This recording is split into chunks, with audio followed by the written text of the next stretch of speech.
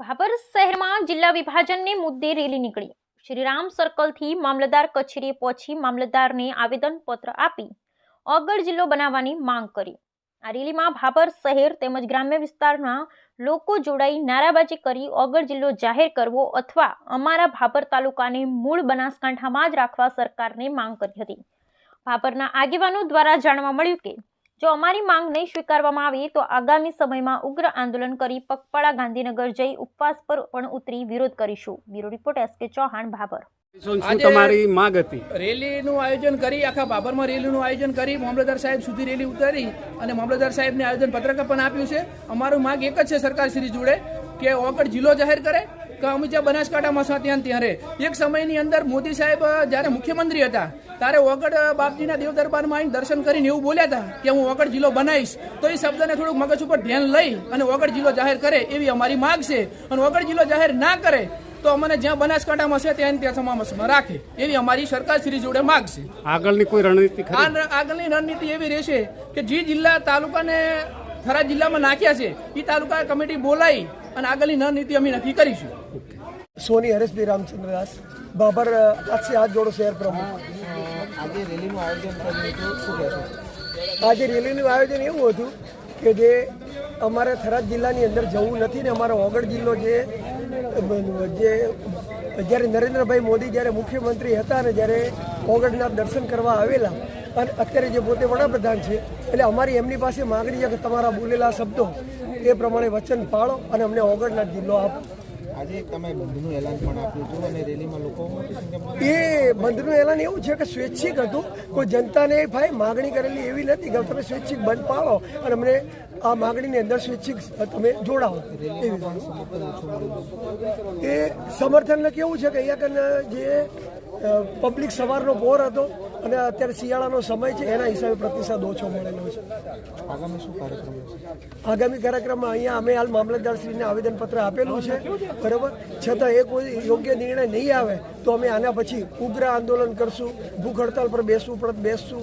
અહીંયાથી ચાલતા ગાંધીનગર જવું પડશે તો પણ જવા માટે તૈયાર છીએ। મારું નામ હુકમ છે। આજે કયા મુદ્દાઓને લઈને રેલીનું આયોજન કર્યું છે?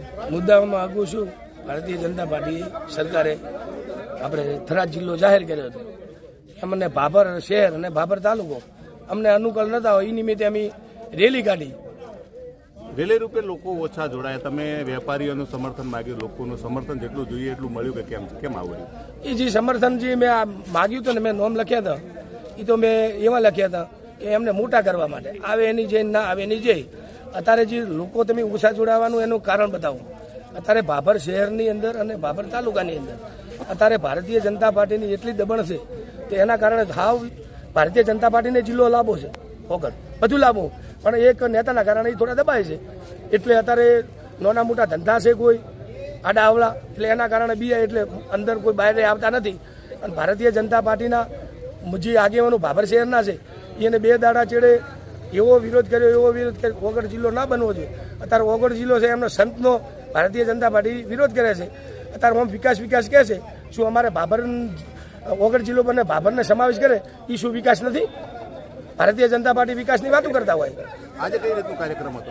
અત્યારે કાર્યક્રમ એવો હતો કે ભાઈ અમારે રેલી કાઢી આવે એની જે ના આવે એની જે અમારું ત્યાં ભાભર શહેરથી અંદર રેલી કાઢી લાઠી બજાર તિરુપતિ અને મામલતદારશ્રીને આવીને પત્ર આલી અને અમે રજૂઆત કરી છે કે સરકારમાં અમારી રજૂઆત મેળજો, અમને ઓગળ જિલ્લામાં સમાવેશ કરે, નહીતર અમને પાલનપુર જિલ્લામાં રાખે, આ અમારી માગણી।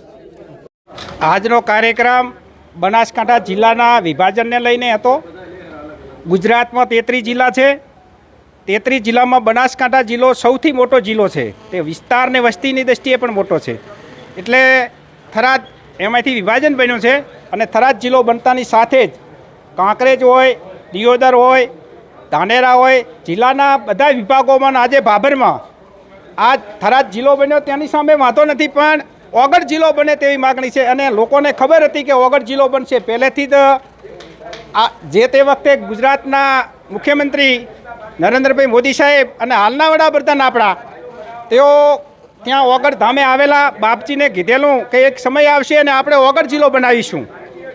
આ વચન પાળવા માટેની વાત છે। લોકોને ખબર હતી કે ઓગળ જિલ્લો બનશે, લોકોની ચર્ચા હતી ને એમાં તો થરાદ વિભાજન થઈ ગયું એટલે લોકોને દુઃખ લાગ્યું છે। ગુજરાતના મુખ્યમંત્રી ભૂપેન્દ્રભાઈ પટેલ સાહેબ વહેલી તકે ખેડૂતોની માગણી છે, આ વિસ્તારના પશુપાલકોની માગણી છે, વેપારીઓની માગણી છે, બધા મિત્રોની તમામ જનતાની માગણી છે. એટલે જનતાની માગણીનો સ્વીકાર કરે ગુજરાતના મુખ્યમંત્રી ભૂપેન્દ્ર પટેલ સાહેબ, એ જ વિનંતી છે ભાભર તાલુકાની. હમણાં થોડા સમય પહેલાં ગુજરાત સરકારે બનાસકાંઠા જિલ્લામાંથી વાવ-થરાદ જિલ્લાનું નવું નિર્માણ કર્યું છે. એ નિર્ણયને કોંગ્રેસના અમુક મિત્રોએ એનો વિરોધ કરીને બાબર બંધનું એલાન આપવામાં આવેલું હતું. પરંતુ બાબરના તમામ વેપારીઓનો આભાર માનું છું કે બાબરની અંદર એક પણ દુકાન, એક પણ વેપારી ભાઈઓની શટર હોય, નાની પાનની લારી હોય, ચાનો ગલ્લો હોય, એક પણ વ્યક્તિએ બાબરની અંદર બજાર બંધ રાખ્યું નથી. અત્યારે આપણે જોઈ શકીએ છીએ કે રાબેતા મુજબ બાબર સંપૂર્ણ રીતે ચાલુ છે. કોંગ્રેસના મિત્રો વારંવાર બાબર નગરને ભરમાવતા હોય છે, પણ બાબરની સમજુ જનતા અને સમજુ વેપારીઓ પોતાની રીતે નિર્ણય લઈને આજે જે વાવ-થરાદ જિલ્લાની જાહેરાત કરી છે એ જિલ્લાને સંપૂર્ણ રીતે સમર્થન આપી રહ્યા છે. તમારું એવું કહેવું છે કે આ કોંગ્રેસે જ બંધનું એલાન આપ્યું છે, લોકોએ નહીં, વેપારીઓએ નહીં? જે બંધનું એલાન આપ્યું છે જેને પોસ્ટર બનાવી અને બાબર એસોસિએશનના ખોટા નામ લખ્યા છે, બાબર એસોસિએશનના ખોટા નામ લખ્યા છે, એસોસિએશનવાળાએ પોતાએ નિવેદન આપ્યા છે અને આગામી સમયમાં કોંગ્રેસના મિત્રોએ જે ખોટા નામ લખ્યા છે એના વિરોધમાં કાયદેસરની કાર્યવાહી કરવાનું પણ એમણે જણાવ્યું છે. આ આયોજન માત્ર ને માત્ર કોંગ્રેસના મિત્રો દ્વારા કરવામાં આવ્યું છે. આયોજનને બાબર નગરજનોને કે બાબરના વેપારી મિત્રોને કોઈ લેવા દેવા નથી.